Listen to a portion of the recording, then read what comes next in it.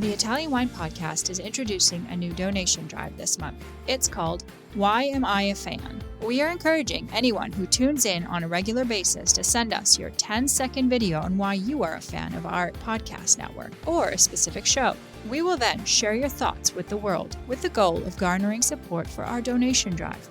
Italian Wine Podcast is a publicly funded, sponsor-driven enterprise that needs you in order to continue to receive awesome free wine edutainment 7 days a week. We are asking our listeners to donate to the Italian Wine Podcast by clicking either the GoFundMe link or the Patreon link found on ItalianWinePodcast.com. Remember, if you sign up as a monthly donor on our Patreon, we will send you a free IWP t-shirt and a copy of the Wine Democracy book, the newest Mama Jumbo Shrimp publication.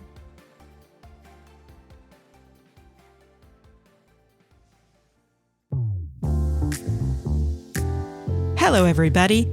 My name is Polly Hammond, and you are listening to Uncorked, the Italian wine podcast series about all things marketing and communication. Join me each week for candid conversations with experts from within and beyond the wine world as we explore what it takes to build a profitable business in today's constantly shifting environment. This week, we welcome Pablo Fernandez, recorded live at Wine to Wine 2022. Pablo will be no stranger to regular listeners of the show. He's a writer, educator, and Italian wine ambassador. The stories that bring people to wine are always inspiring, and Pablo's journey is one that so many of us can relate to. After over 15 years of corporate stress, he embraced his true love, wine, threw caution to the wind, and set out on an adventure that now sees him sharing his passion for Italian wines with his Brazilian homeland and beyond. Let's get into it. I'm so glad to have you here, Pablo. How are you doing today? Okay, Polly, thanks for having me here. It's such an honor because, I'm a fan of your podcast. Well, what I was going to say is you have always been one of the big supporters from day one. And we were just laughing about this in an earlier recording. When you start, and I know you've started doing some podcasts too for the Italian Wine Podcast. Yes. It's hair raising. And so to have someone who you feel like they have your back, it's just been a godsend. So now I had an opportunity. I was given the opportunity to chat with you while we're here for Wine to Wine. Nice. And I was like, absolutely, I'm in. Thank you. No problem. It's actually, it's an honor. As I said, it's an honor. I'm really, really fan of your work.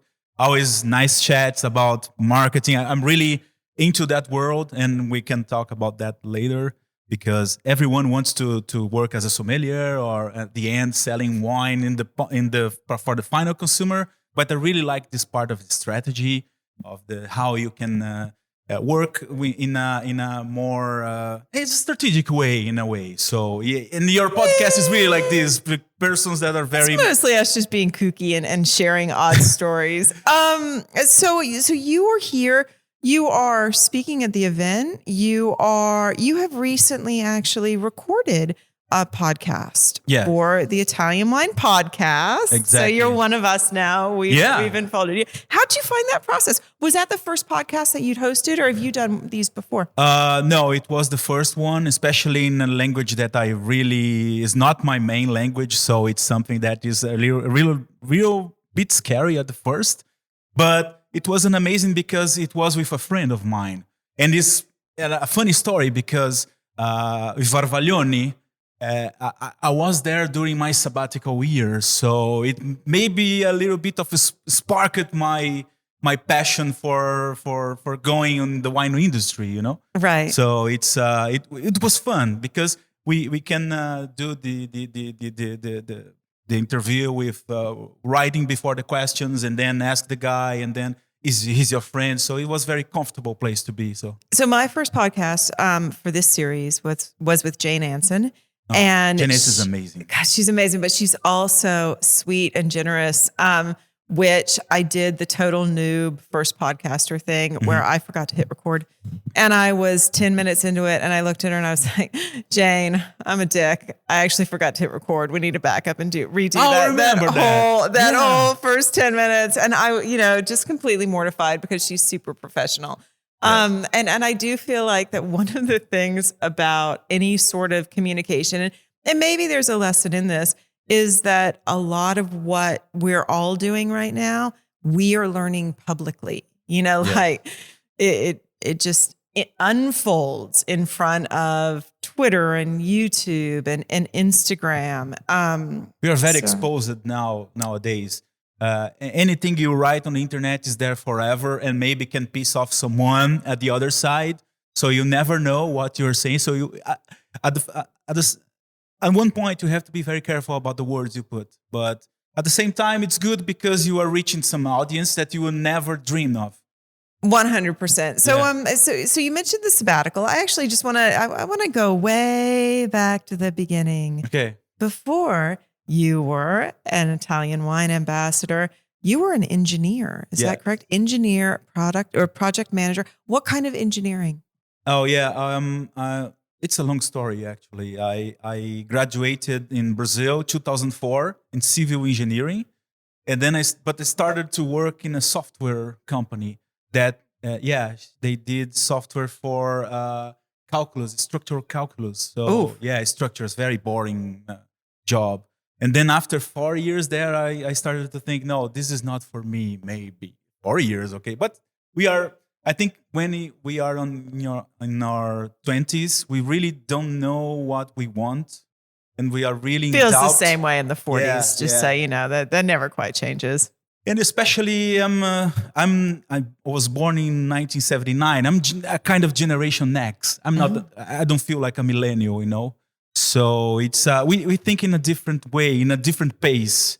I think we take our direction slowly. Then this next generation that quickly changes everything. Like not Gen Z, but millennials. Millennials are very uncomfortable and then just go, you know. And us now, we are very attached to things.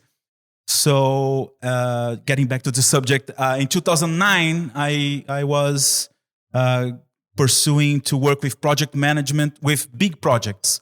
So it was heavy construction, big hydroelectric power plant in the Amazon. Ooh, I think at the time was the biggest project in Brazil. It was like a $5 billion US dollars project. So it was like a master's, a doctorate. Wow. Everything from zero, because I was changing career from a software company to a project management company. So it was totally different. I like it at first. I had to move from my city, which is Florianópolis, which is in the south of Brazil. I went to Belo Horizonte, which is close to São Paulo. It's a bigger city. And working at the Amazon. First time I was in the Amazon, which is...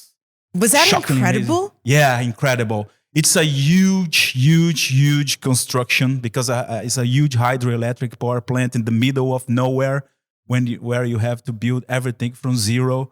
So it was a mind-blowing experience for real. Like see those huge trees and all those problems, like 10,000 workers there. Wow. So from nothing, from a place that did nothing but the forest there. So, but at the same time, this was a very stressful job that I took for maybe almost 10 years. And then after that, I started to work with wind farms, mostly renewable power plants. So wind farms, solar power plants. So, but I was in the front as a contract general project manager on those contracts. So it was very stressful working 24/7.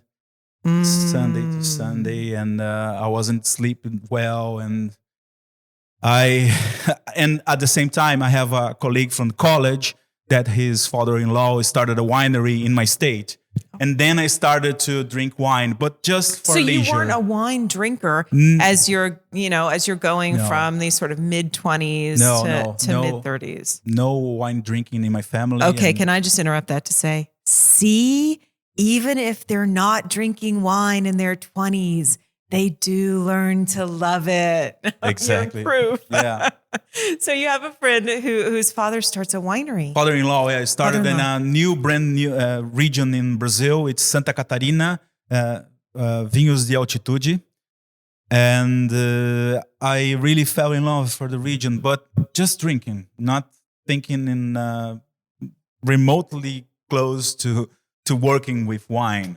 So when I'm so curious about this because I think it's always remarkable what we remember about our early experiences with wine.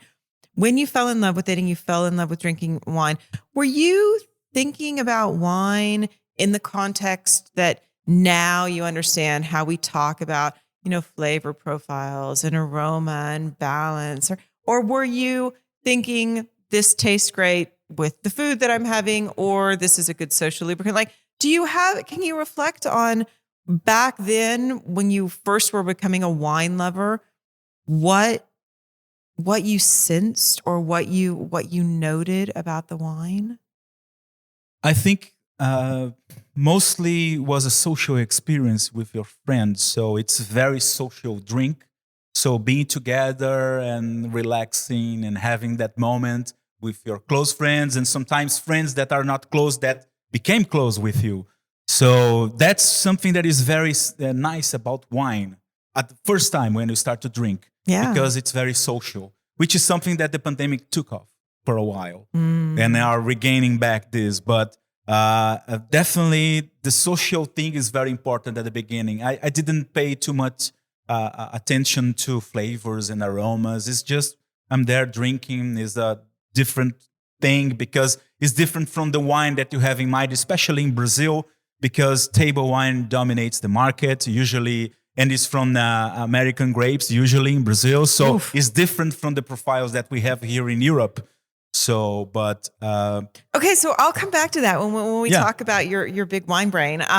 Now with the work that you're doing, but so going back to it, you're with friends, you're falling in love with wine, you're still a project manager. Yeah. What changes? Well, it was a series of events. It was back in 2017. I was in a vacation here in Europe, and then it happened an accident in one of my contracts. And a worker died in that accident. And it was like a turnaround of events totally. Our client canceled all the contracts that they had with them. And then we started to negotiate the exiting of the contracts to terminate them. It was a very tough time. So I got very stressed. And really was a burning out situation in my mind, because everything was getting in the wrong direction. And I really started to think, maybe this is not for me, And I think that happens with everyone. I think it does. And that's actually the part of the story that I love is that, we have within wine so many people who came into it as second careers because they did absolutely fall in love with it. But we also have so many people who have this love affair with wine as this space of, when I finish X, Y, or Z, I dream of owning a winery, or I would dream of being able to make wine. And so actually hearing someone who you were in you had a good, steady, high-powered, stressful, but a day just came that you were like, I'm out. I'm done. And at the same time, this job was giving me the chance to travel around the world, especially at the beginning of the 2010s. Brazil had a very strong currency, so it was like $2 per R$1. So it was very easy to travel all around. I used to travel 3 times a year. So I did a lot of traveling during that time. I split my vacations in three portions, like 10 days, 10 days, and 10 days. Right. So, but what happened at the same time, I was with high pressure and like blood pressure, high blood pressure, sorry. And at the same time, I had a disease in the family. So I started to rethink, I'm going to be sick doing this. I really going to be... this is going nowhere good. Yeah, this is going nowhere. I probably I will have a stroke with 45 years. I'm 43 years old. Yeah. So maybe I will not pass 50 doing that kind of a routine, So that problem in the family lasts a year. My father died. And then, I decided, no, I will quit for a year. And then at the end of 2018, luckily, not 19, right? Right. I took the sabbatical in 19. So, but not thinking in wine as a work yet. Just thinking, get away, see the world. Travel around the world. So I decided to go to my favorite country, which is Italy. And so Italy had been your favorite country before that? Yes. All right. So you wind your way here to Italy. Yeah. On a year-long sabbatical? No, it was just 6 months. On a 6 month Then I sabbatical? started to travel through Brazil at first. I took a coffee sensorial course in São Paulo. I love coffee. Neat. Yeah. And then I went to Argentina for a while. I love the meat there. And then to Chile to see one of my favorite bands that is from Bosnia. They were there for a festival, worldwide festival. Okay, I'm going traveling with you because I would give up my wine to ensure that I could have coffee every day. I refuse to give up my meat. I'm sorry, all of the vegans in the room. And my dream in life has been to travel the major music festivals around the world and do like all the WOMADs and Glastonbury and, you know, all of those. So you and I would be good travel buddies. Yeah. So, and the wine certainly helps. So Italy though, but tell me, so you'd always loved Italy. Yes. And you mentioned earlier that some of your, you know, recent experiences harkened back to where you had actually experienced your sabbatical. So what did that look like, that process of going from I'm a project manager in these huge civil, you know, engineering projects to, I think I might become a wine guy. Yeah, actually it was funny because I'm a huge fan of Anthony Bourdain. Yes. So at the time, there was a writer that was that just released the book, Matt Goulding. I don't know if you know him. He released a book about Italy. It's called Pasta, Pane e Vino.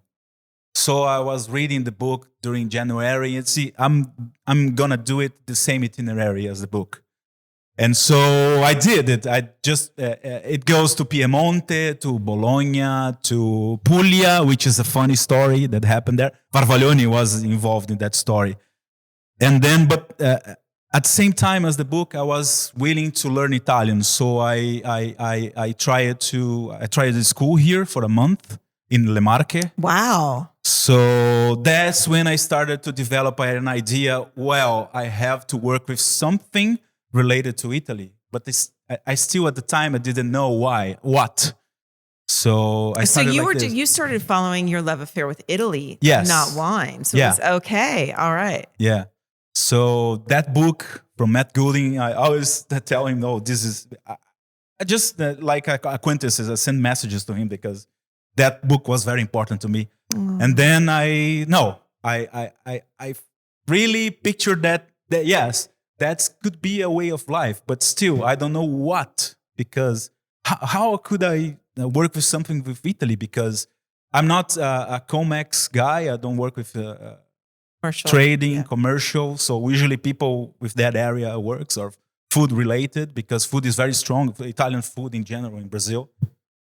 But I started to, I had a wine club with friends. We call it Confraria in Brazil. And we met like every month, and I started to study a little bit more of wine, but still not relating one thing with another, you know. So that was 2019. So. And you were studying in Brazil? Yeah, 2019 I really stopped. Okay. What changes everything was in the pandemic. During the pandemic, because what happened is that at the end of the 2019, when I got back from Europe, it was in June. I started to do a lot of things like, let's do a bread, natural fermentation bread. Okay. Sort of. Okay. Yeah. So you're exploring what your options are. Yeah. You know, I was like hey, just chilling. I can do anything. Yeah. What am I going to be?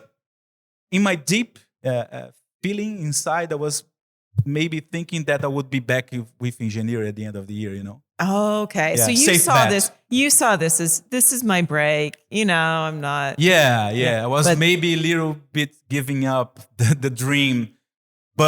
And that happened actually, because at the end of 2019, my former boss called me back and I accepted.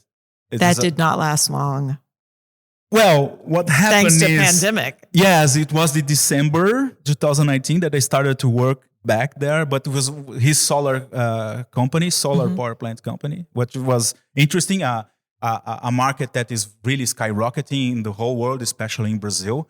Big solar. Well, we're gonna come back to all of the solar and the sustainability stuff. You're not gonna get off the hook on that one. I know. So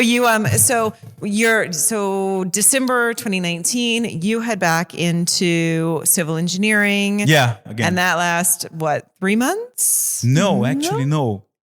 Because what happened is I entered I got this job because I was thinking I'm going to get all this money and invest in something different. And then I decided, no, I'm going to take a professional sommelier course. And then I entered a professional sommelier course. Really? For nothing, yeah. Wow. It was in January of 2020, which was pandemic, was something that was only happening in China. What happened is then the pandemic starts and the course turns into a remote course at the beginning. So, and also what happened is that an office job became a remote job at the same time. Mm-hmm. So it was something that was temporary because I was not interested at all in the company. Because I not only worked as a project manager, but also in the back office, also organizing things, the part of the company, right? The accounting, the finance, the suppliers. So sommelier I know is so much more fun. Yeah, of course, yes. of course. And then I entered the sommelier course, and I started to organize tastings with people. The whole pandemic remotely. Yeah. Yeah. So, and then I started, well, this is an interesting option, but okay, I'm with this job and let's keep doing it. But the pandemic changed everything because I started to think about possibilities that were not available or possible before. Well, and especially because in some sense, we have an expression, baptism by fire, right? The way that you learn is through the hardest way possible, which is you end up as a somm at a moment when we're all embracing virtual wine events, exactly. Right? But it also meant that when you were moving into wine, you were moving into the most expansive global moment that we've ever had in wine, and we were all so reliant upon each other, I think, for sanity and for communication, for community, really. So so probably a bit of an unexpected blessing, I would think. Yeah. It was a very disruptive time. People now cannot remember how it was, but there's some people that forgot what happened at the beginning because it was a lot of uncertainty happening. But what was a tragedy or some moments of doubts or some moments for people really not knowing what to do and got desperate about it, for others was an opportunity. Right. Because those disruptive moments like wars or pandemics historically helps to grow faster, to things go faster, change faster. So that for me was interesting, that moment, because I'm a very cool guy. I like to stay at home, like chill, not cool, chill. And cool. It's okay. I'll say and cool. Sorry, too. Didn't affect me at all. Stay at home the whole time, because it's something that I like. I'm a Gemini, so I have both sides. I love to travel, but at the same time, I love staying at home. I'm a Libra. I just have to have balance for the two of them, so I can do it. So I didn't have to give excuses to be at home at that time. So and I took that time to study. So I always loved to study. Mm-hmm. And So beyond the sommelier course, what did you study? I was studying a lot of things, really, really, like so history. It wasn't just wine. Like it just was reading books. Expanding your mind. Yeah. I love to read behavioral economics. I love it. I love it. Well, that's why you and I get on. Daniel Kahneman, Dan Ariely, a lot of nice, amazing books. I did some recycling on project management also to learn agile. That's incredible. Yeah. Really? And because we had a lot of time being at home, like I had to work, okay, but the extra time that you do not need to drive home to the office and other things, you really cannot be out too much. So that helped. Yeah. And besides being an engineer, usually people are very like, they really don't like art, history, geography, culture. Usually people in the engineering side don't like this stuff, doesn't like it. And I really loved it my whole life. And I found there that I could study those things with wine, Right. which got me into more. So when did you make the leap from sommelier to your next course of studies in wine? Well, after the sommelier course, I decided to take the WSET. Mm. So I went straight to the third level, WSET 3 in 2021.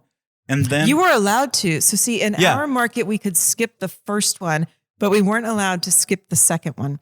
So you couldn't go straight into level 3. So, okay, so you went straight into level 3 and you did that in Brazil? Yes. Okay. Yes, I did in Brazil. And I think this was beginning of 2021. And when Clubhouse was Yeah, I remember that. all of the place. And was in Clubhouse that I knew all this Italian wine podcast. And was it? Vinitaly. Because of course, because Stevie was super active on Clubhouse. Yeah. All those rooms every day. Is Clubhouse still going? Yeah, I think only Stevie keeps her room in the Clubhouse with the ambassador's Stevie. corner. It is Stevie's Clubhouse now. Yeah, but first I done the WCT 3, okay? And then I decided, no, I'm going into the wine world for real. So I decided to go to diploma, the level 4. And you did that. I started, yeah. And you did that. Yeah. Yeah, I started the course.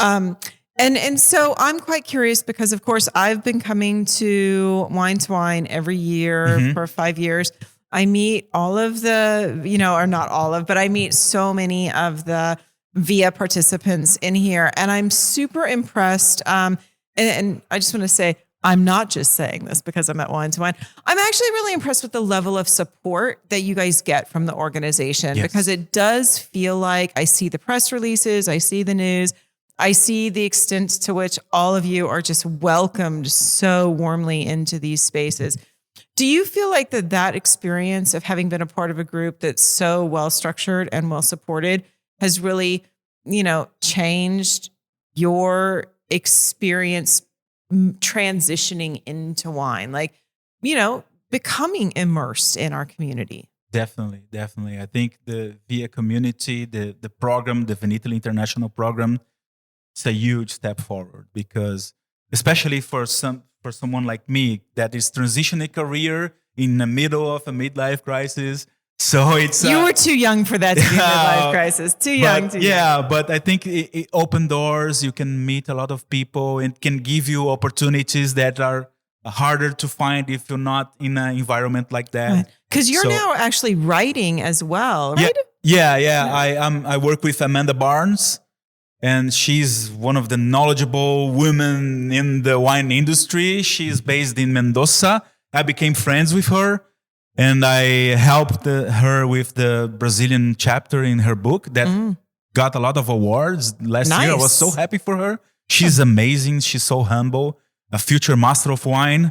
And I started to write for her site as an opportunity to be known, to get a little bit of authority. Oh, this guy knows the Brazilian market, so that's the guy to find. Absolutely. And to build your own voice. And I think one of the things that I learned when I started writing is I'm still not a great writer. I write marketing stuff, right? Mm-hmm. But to learn what your style is and to learn what your interests are and to really narrow down that niche, right? Exactly. What is it that interests me? I think so much of writing is more for us as the writers than it actually is for our readers, because we're processing our thoughts in order to make that happen. But you also now are importing and distributing. Do I have that right? Tell me about the business venture in Brazil. Actually, what happened is when I started to do the diploma, one of our teachers is Rodrigo Lanari.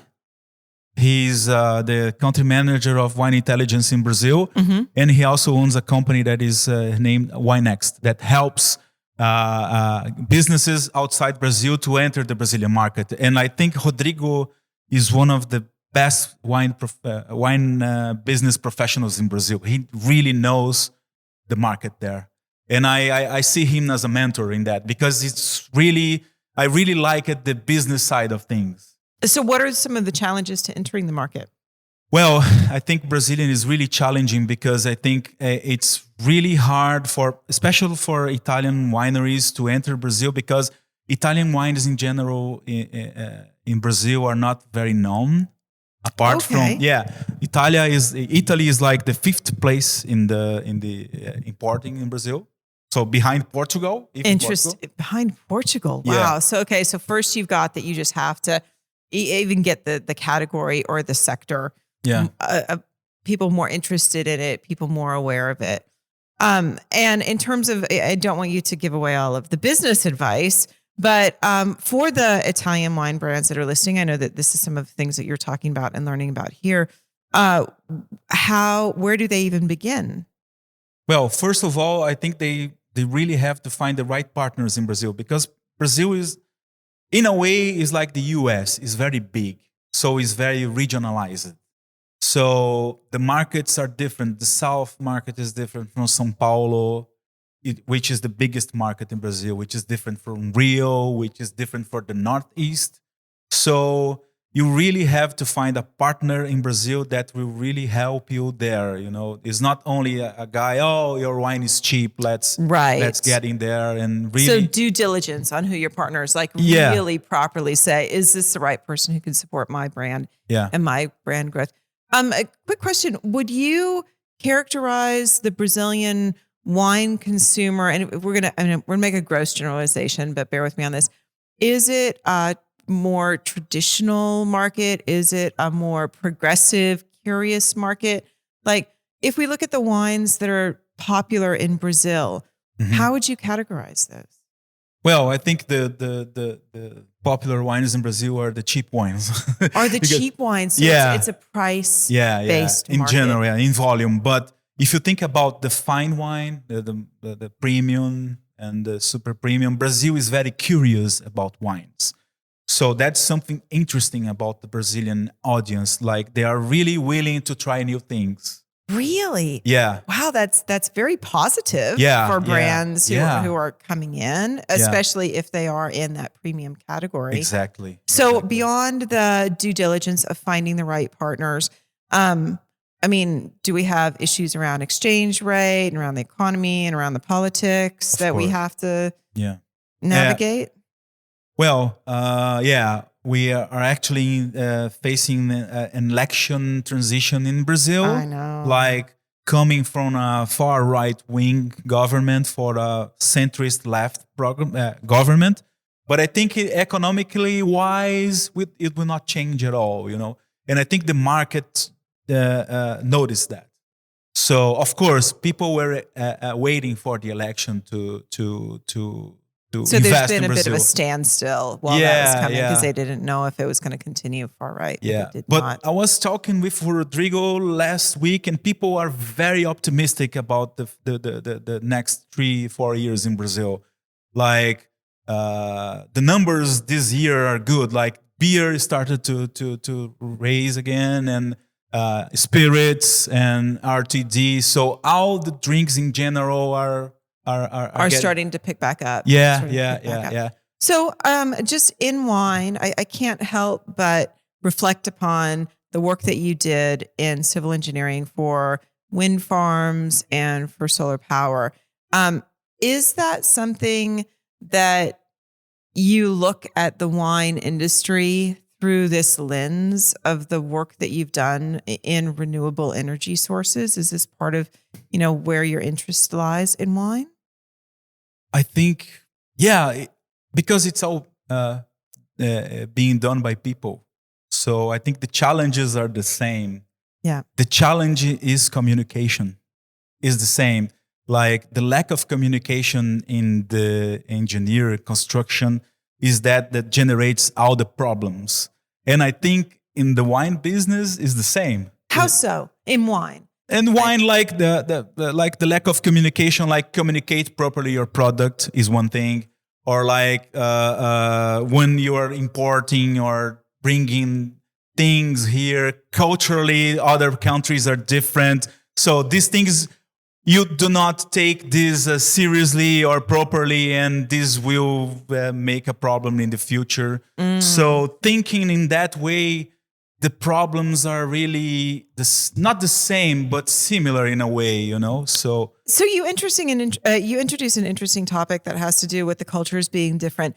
Is the experience of selling wine to the Brazilian population, is that culturally quite different? Are there things that brands who are going into Brazil culturally get wrong, be it in terms of language or presentation or approach? yeah, maybe what happens is sometimes is the wine itself is different. Like what works in Europe will not work in Brazil in in the actual flavor profile. A flavor profile, exactly. And also the way you communicate with your partner in Brazil is different. Brazilians are more informal usually, and they don't like people like all the time they're asking for things, you know. Right. And sometimes in Europe, people are more formal, and in Brazil are not like that. So it's a lot of things, you know, but I would start with the flavor profile is different. Brazilians are sweet tooth. And, that's super interesting. So in terms of, if you're looking at the writing you're doing and everything that you've learned, what are some of the opportunities that you see? And it could be for Italian wine brands, or it could be for any wine brands going into Brazil, maybe untapped markets, maybe product development, or something that we call white space identification, which is where is there just nothing happening there, but there's definite room to tap in and grow.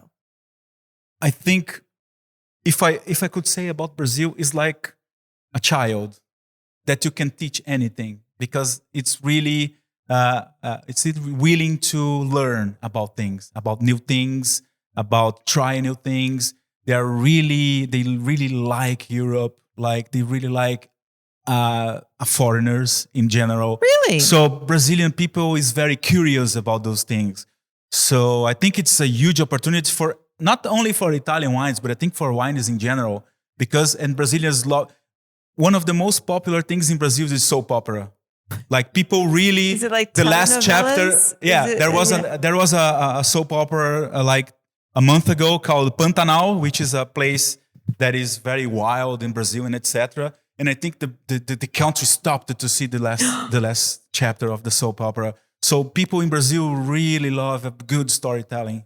So it's not about drink, but I think it's about the stories. About the stories. Exactly. I mean, we do keep coming back to this time and time again. And wine it's for real. Is tell a good, intriguing, entertaining story. Yeah. So that a nice label with a guy or something that will point you to a story, a specific story. People will love that and try it.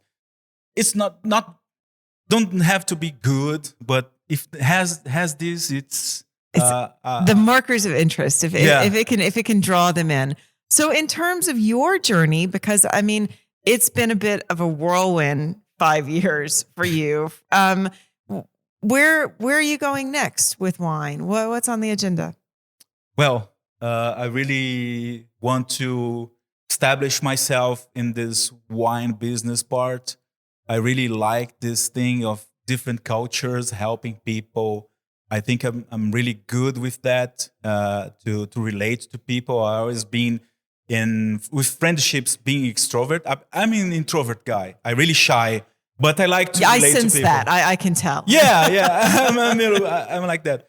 And at the same time, I really like the educational part, like teaching people about wine.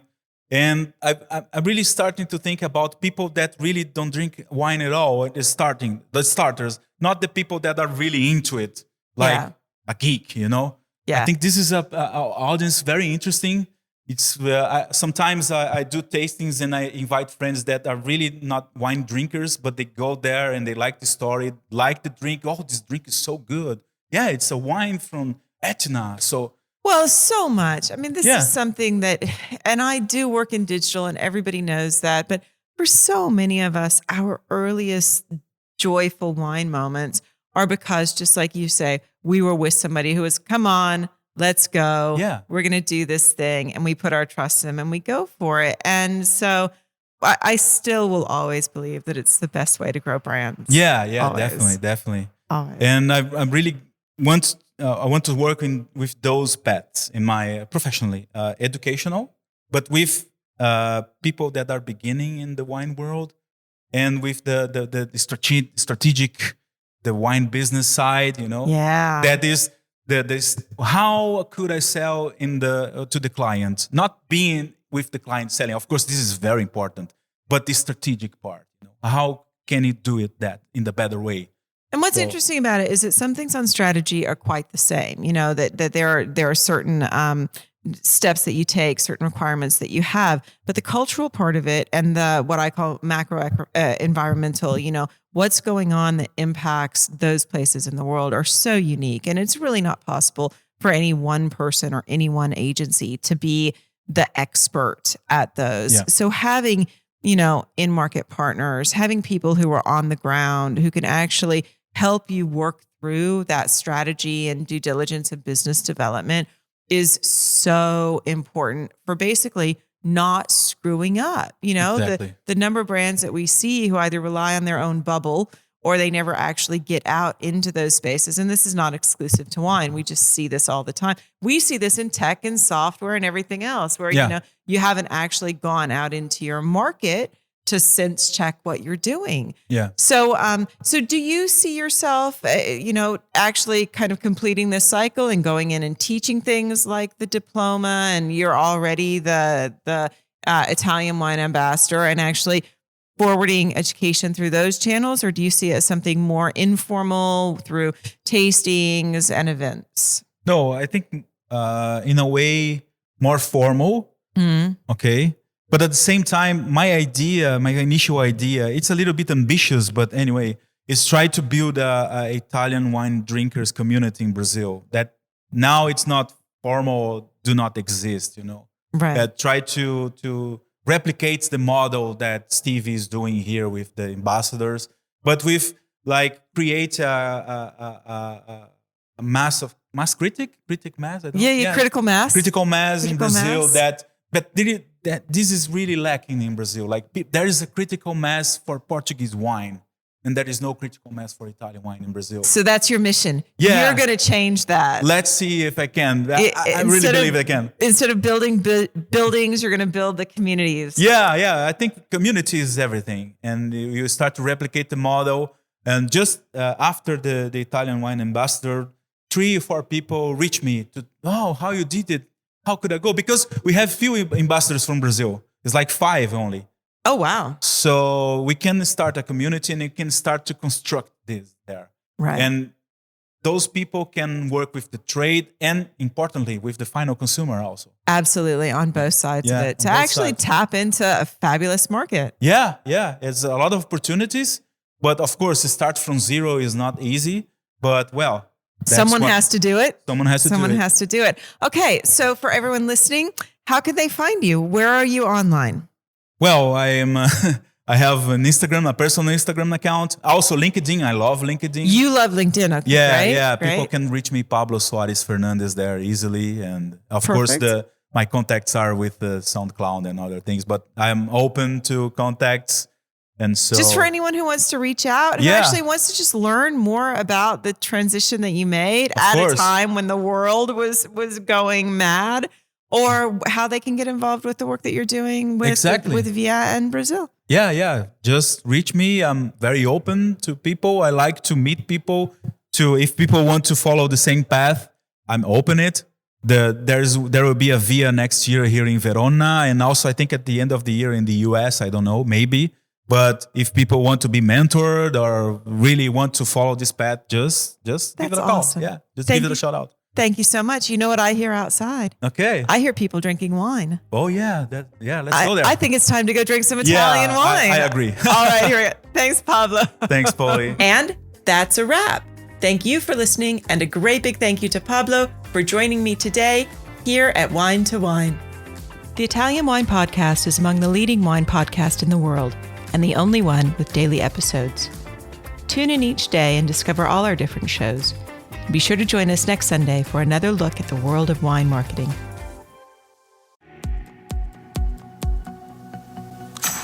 Listen to the Italian Wine Podcast wherever you get your podcasts. We're on SoundCloud, Apple Podcasts, Spotify, Himalaya FM, and more. Don't forget to subscribe and rate the show. If you enjoy listening, please consider donating through ItalianWinePodcast.com. Any amount helps cover equipment, production, and publication costs. Until next time, cin cin.